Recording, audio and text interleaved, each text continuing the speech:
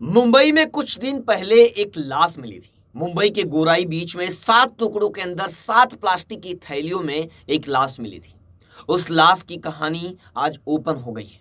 वो लड़के की या लड़के की लाश थी, किसकी थी, क्या थी उसकी पूरी कहानी, किसने उसके 7 टुकड़े करके काट के जगह जगह गोराई बीच पर फेंक दिया, क्या थी उस लाश की पूरी कहानी, किसने इतनी बेदर्दी से उसे 7 टुकड़ों में काट डाला और उसको जगह जगह जंगलों और गुराई बीच पर ठिकाने लगा दिया।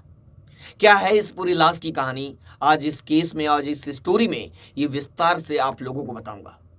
नमस्कार दोस्तों, मेरा नाम है ब्रिजेश यादव, फिर हाजिर हूं क्राइम स्टोरी श्रृंखला के एक नए एपिसोड में।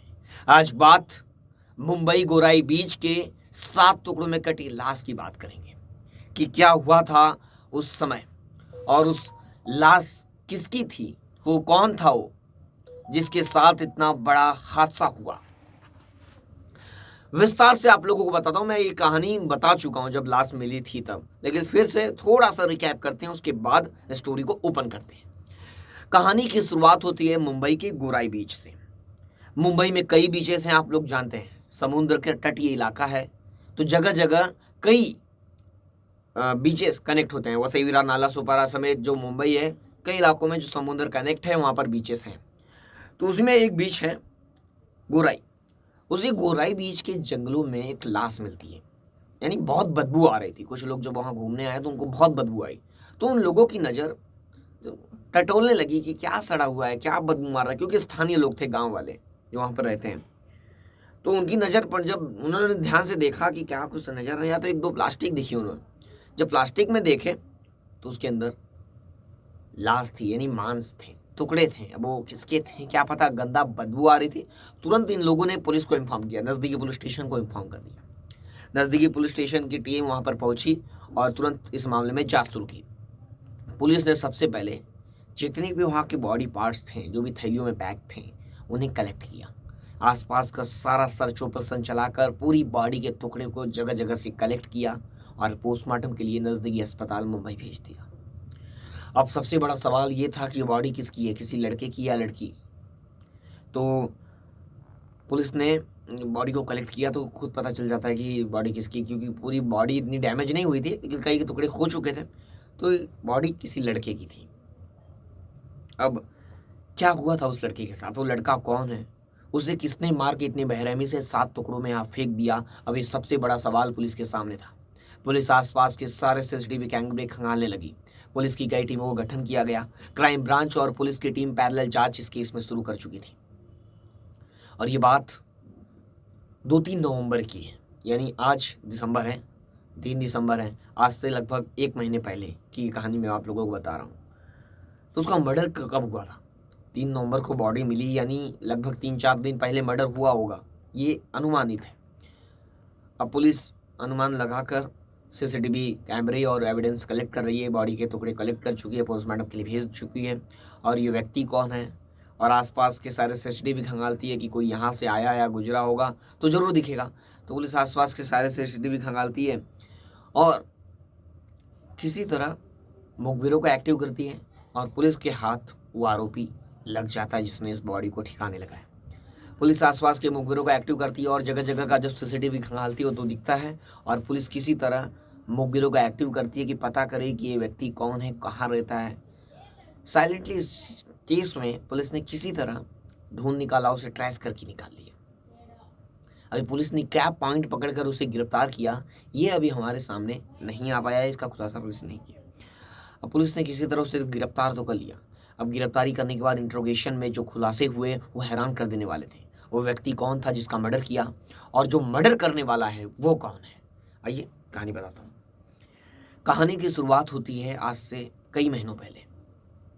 एक लड़की है, एक लड़का है जिसका नाम है मोहम्मद सत्तार। मोहम्मद सत्तार अपनी बहन, उसकी बहन है मोहम्मद सत्तार की, 17 साल की, वो रहती थी, साथ में ये लोग रहते थे। सब कुछ सामान्य था, सब कुछ अच्छा चल रहा था। लेकिन मोहम्मद सत्तार की ये एक जो एक करीबी था जिसका नाम था रघुनंदन, जिसकी उम्र 21 साल थी। वो जो मोहम्मद सत्तार था, उसकी बहन के साथ कुछ अफेयर था। ये बात मोहम्मद सत्तार को पता चल गई कि जो रघुनंदन है और उसकी जो बहन है 17 साल की, उसके साथ रघुनंदन का अफेयर है। और ये लोग के बारे में कई डिटेल जानकारी ये मोहम्मद सत्तार पता कर चुका था और जानता था।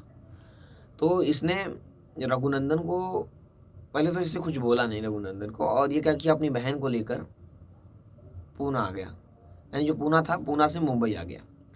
मुंबई में रहने लगा। और फिर उसके बाद जो रघुनंदन है वह भी मुंबई आ गया और फिर वो उनका जो मिलना जुलना है चालू था।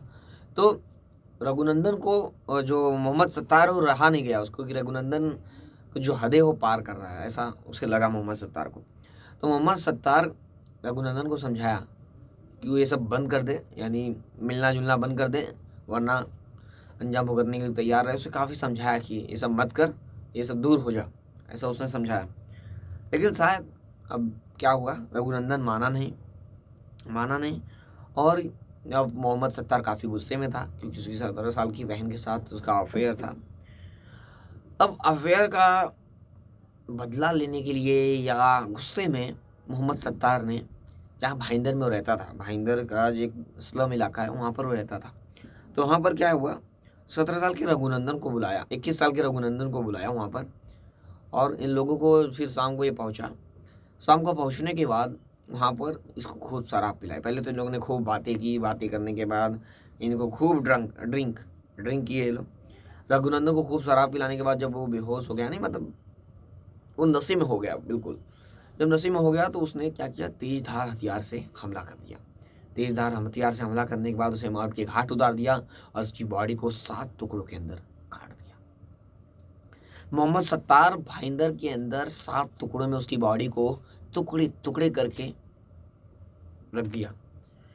अब उसका दिमाग काम नहीं करने लगा। मोहम्मद सत्तार अब के दिमाग में ये आने लगा कि इसकी बॉडी को ठिकाने कैसे लगाया, यानी इसकी बॉडी को फेंके कैसे या ठिकाने कैसे लगाया, नहीं तो किसी को पता चल जाएगा। तो मोहम्मद सत्तार ने क्या किया, बॉडी को 7 टुकड़ों के अंदर काटने के बाद उसकी जो क्या किया कि जो थैली होती है प्लास्टिक की, उसके अंदर पैक कर दिया। पैक करने के बाद रात में 1 नवंबर का दिन आया। 1 नवंबर के दिन इसने क्या किया, पूरी थैली को पैक करने के बाद झूले में रखने के बाद रिक्शा बुक किया, नज़दीकी रिक्शा बुक किया और रिक्शा वाला घर के पास आया और सभी थैलियों को उसने रिक्शे में रख कर कोराई बीच पर ले गया। वहाँ पर जगह जगह जंगलों में और वहाँ पर फेंकते गया और फेंकते पूरी बॉडी को ठिकाने लगा लिया और वहाँ से वो फरार हो गया। सोचिए, ये कदम सही था या गलत था, ये आप निर्णय ले सकते हैं। लेकिन समाज इस हद तक जा रहा है, क्रूरता की इस हद तक हदें पार कर दे रहा है, इसमें किसकी गलती थी? वो अपनी बहन को भी समझा सकता था। वो अपने रघुनंदन नहीं मान रहा था तो जो अपनी बहन को ही दूरी बनाने के लिए बोल सकता था, लेकिन उसने ऐसा नहीं किया और रघुनंदन को ही रास्ते से हटाने की सोच लिया। और उसको नहीं समझ में आ रहा था तो पुलिस कंप्लेन कर सकता था, उसके घर वालों को कंप्लेन कर सकता था, लेकिन उसने जो कदम उठाया वो समाज के लिए सही नहीं था और उसने एक की जान ले ली है, एक की ज़िंदगी छीन ली है। अब उसे तो सज़ा होगी। अब इस केस कोर्ट में जाएगा, कोर्ट में पुलिस एविडेंस पेश करेगी और इसे सज़ा होगी। अब ना रघुनंदन बचा और ना मोहम्मद सत्तार, तो सलाखों के पीछे होंगे। अब इससे पछतावा क्या होता है? एक व्यक्ति की जान चली गई, एक सीधा साधा व्यक्ति। अब अफेयर आजकल किसके नहीं है? मैं नहीं बोल रहा हूँ कि अफेयर करना बहुत अच्छी बात है, अफेयर आजकल किसके नहीं है।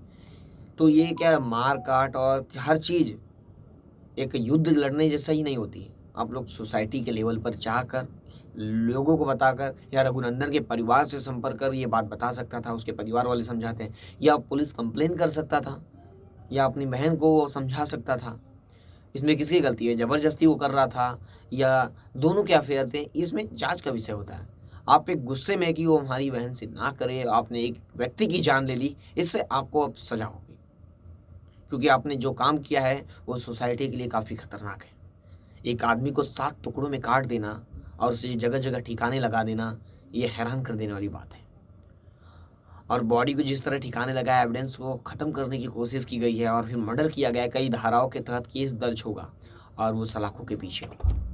फिर मिलूंगा एक नई कहानी और एक नई घटना के साथ, तब तक के लिए जय हिंद।